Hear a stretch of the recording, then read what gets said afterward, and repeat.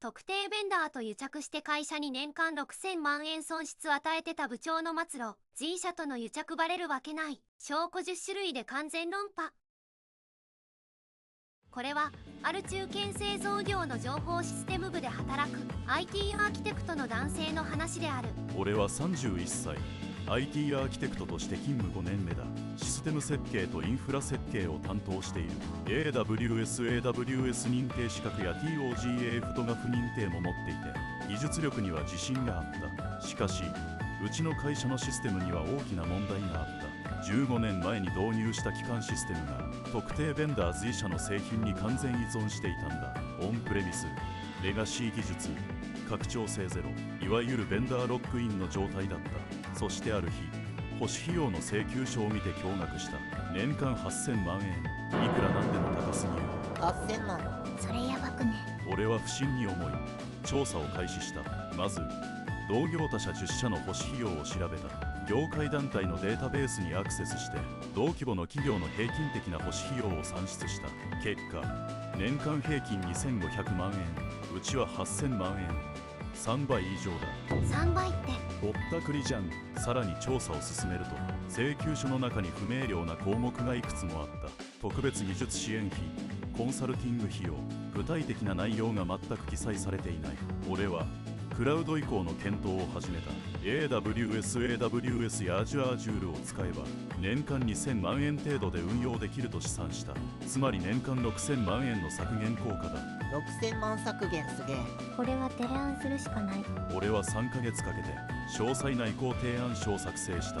技術的な実現方法、コスト削減効果の試算、移行リスクとその対策、投資回収期間の ROI 分析、全てを網羅した200ページの資料だ。深夜残業や休日出勤を重ねて完璧な提案書を仕上げた。自由のそして52歳の上司部長に提案書を持っていった。部長は入社25年のベテランで権力も強く社内での発言力も大きい。部長、クラウド移行の提案があります。現在の保守費用年間8000万円を2000万円に削減できます。年間6000万円の削減効果です。却下だ。ええ、 Z 社とは長年の信頼関係がある。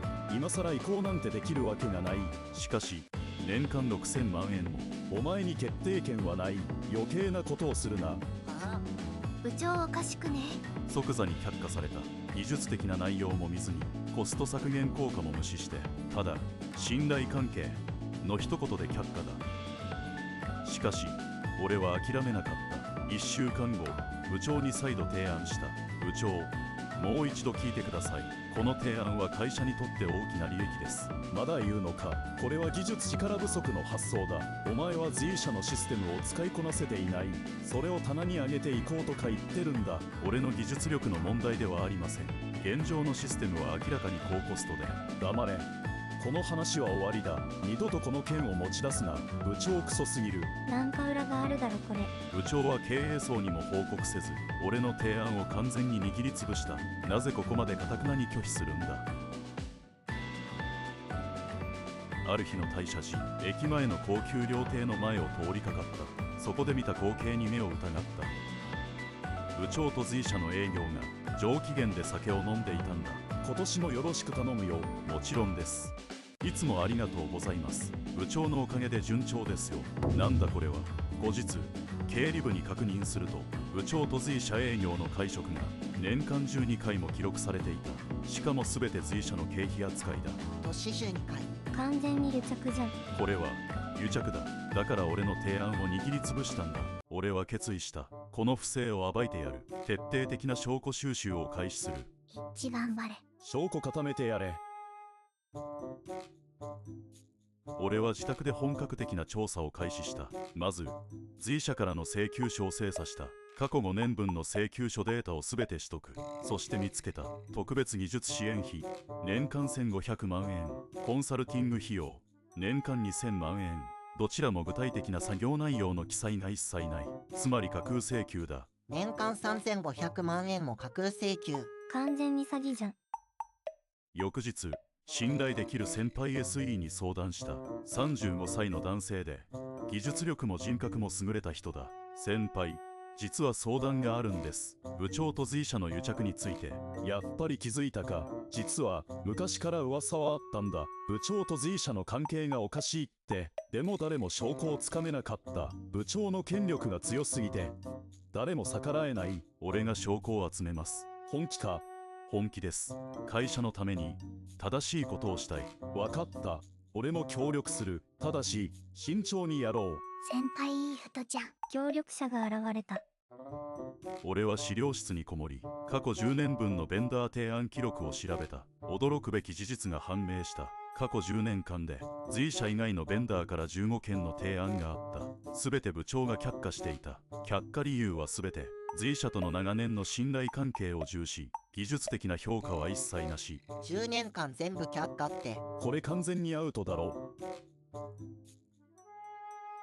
そして定例の社内会議で俺は再度クラウド移行を提案した。同席していたのは部長、先輩 SE、そして同僚たち。皆さん、現在の保守費用は年間8000万円です。これは同業他社の3倍以上です。クラウド移行で年間6000万円削減できます。またその話か。何度言えばわかるんだ。この提案は技術的に未熟だ。クラウドは信頼性が低い。随社のオンプレシステムが最適だ。しかしAWS の SLA は 99.99% です。随社のシステムは年30回もトラブルが。黙れ。お前の提案は却下だ。他の人どう思う？部長の判断が正しいと思います。私も随社が安心です。同僚たちは全員部長の顔色を伺っていた。誰も俺の意見に賛同しない。同僚たち最低。一致孤立してる。ほら、誰も賛成していない。お前は空気が読めない。次のプロジェクトからお前を外す。移動も考えておけ。脅迫じゃん。パワハラだろこれ。俺は会議後、先輩 SE に報告した。ひどいな。もう証拠をつかむしかない。経理課長に相談してみたらどうだ。彼女は正義感が強くて信頼できる。翌日、俺は経理課長に相談した。40代の女性で経理部で20年のベテランだ。課長、実は重要な相談があります。上質部長と随社の不正について。やっぱり実は私も以前から疑っていた。随社の請求書、おかしな項目が多すぎる。協力します。部長の銀行口座を調べてみましょう。経理課長も協力者。味方が増えた。調べました。部長の個人口座に随社から定期的に振り込みがありました。本当ですか？年間500万円、過去5年間で合計2500万円の振り込み記録があります。2500万円。完全にキックバックじゃん。これで確信した。部長は随社からキックバックを受け取り、会社に過剰な保守費用を払わせていた。だから俺の提案を握りつぶした。これは完全な不正だ。決定的な証拠だ。これで勝てる。俺は徹底的な証拠収集を開始した。改ざん不可能な証拠を集める。深夜まで作業を続けた。証拠その1。保守費用比較表。同業他社10社の保守費用データ。業界平均2500万円に対し自社8000万円。3.2 倍の異常な高さだ。証拠その2。クラウド移行提案書。200ページの詳細な技術、コスト分析。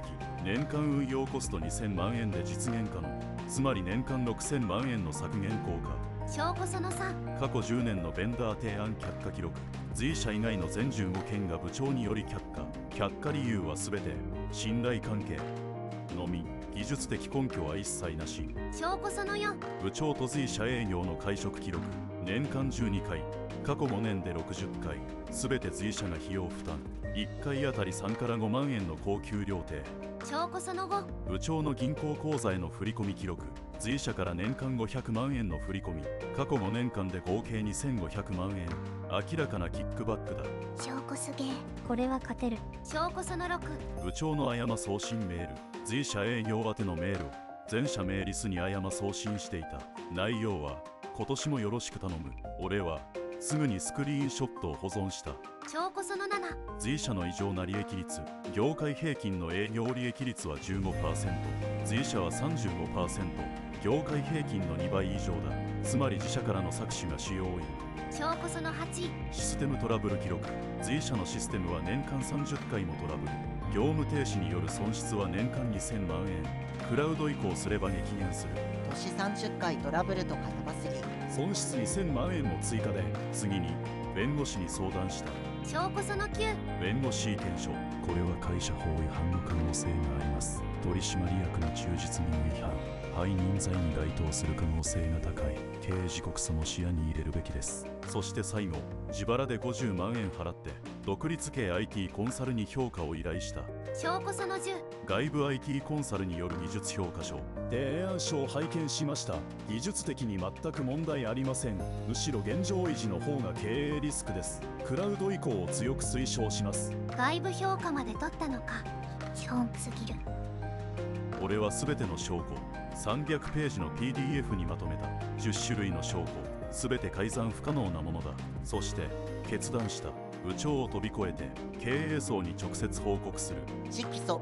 これは覚悟決めたな。件名緊急情報システム部における不正取引と年間6000万円の損失について、宛先は社長 CFO そして全役員。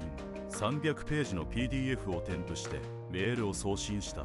さらに内容証明郵便でも同じ内容を送付した。証拠が握りつぶされないように。内容証明まで。完璧じゃん。社長から直接返信が来た。件名例緊急情報システム部における不正取引について。資料を拝見しました。極めて重大な事態です。3日後、緊急役員会議を招集します。あなたも出席してください。緊急役員会議。ついにその時が来た。俺は最終準備に取り掛かった。いよいよ決戦だ。部長終わったな。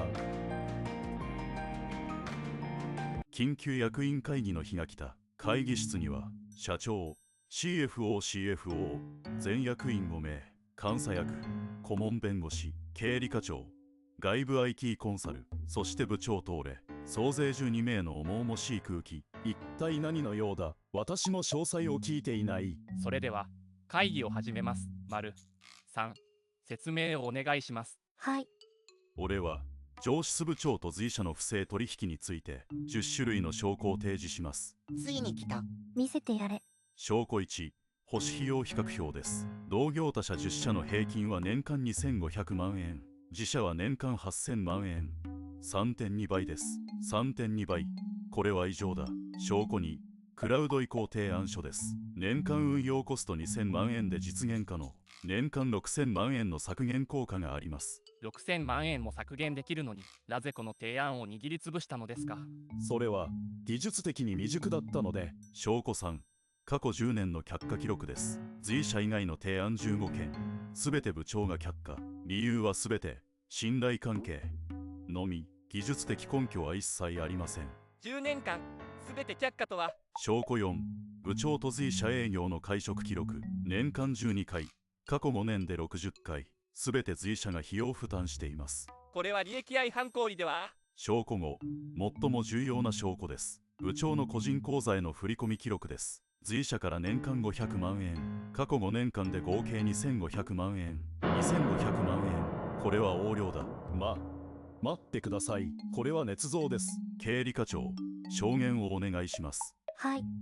私が直接銀行記録を確認しました。部長の口座に随社から定期的な振り込み、銀行記録は改ざん不可能です。経理課長 GJ。証拠6、部長の誤送信メールです。今年もよろしく頼むという内容、全社名リスに誤送信しています。証拠7、随社の異常な利益率、業界平均 15% に対し随社は 35%、自社からの搾取が主要因です。証拠8、システムトラブル記録。年間30回のトラブルで業務損失が年間2000万円発生しています。保守費用だけでなく損失まで。証拠9、弁護士意見書です。これは背任罪に該当します。会社法違反であり刑事告訴が可能です。証拠10、外部 IT コンサルの技術評価。提案は技術的に全く問題ありません。むしろ現状維持が経営リスクです。部長の技術的に未熟という却下理由は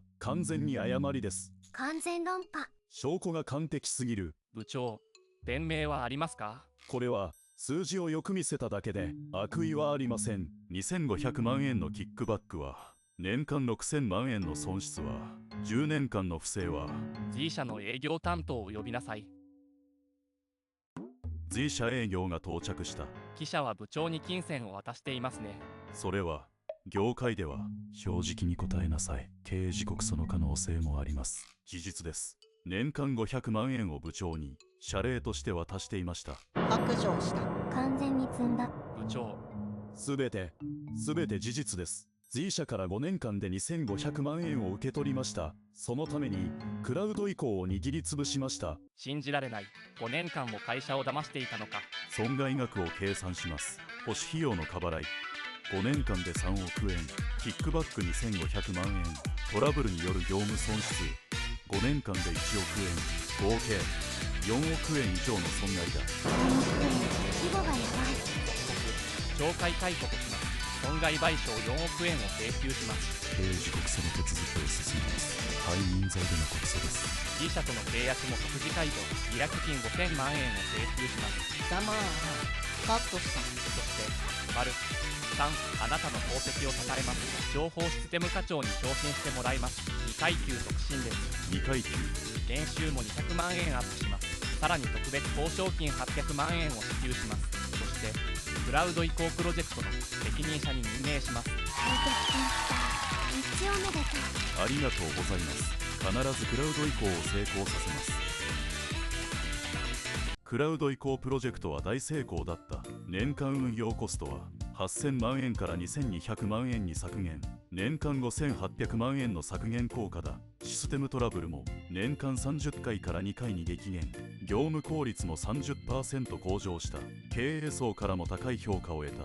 完璧な結果。一致有能すぎる。ちなみに元部長は刑事裁判で有罪判決、損害賠償の支払いで自己破産、 IT 業界からも永久追放された。離婚協議も進行中らしい。再就職も絶望的だ。完全に終わったな。自業自得。そして1年後、俺は次期情報システム部長に内定した。適正な技術選定と透明性、これが何より重要だと実感した。次期部長出世しすぎ。最後まで読んでくれてありがとう。ジオズ。スカッとした。良い話だった。お疲れ。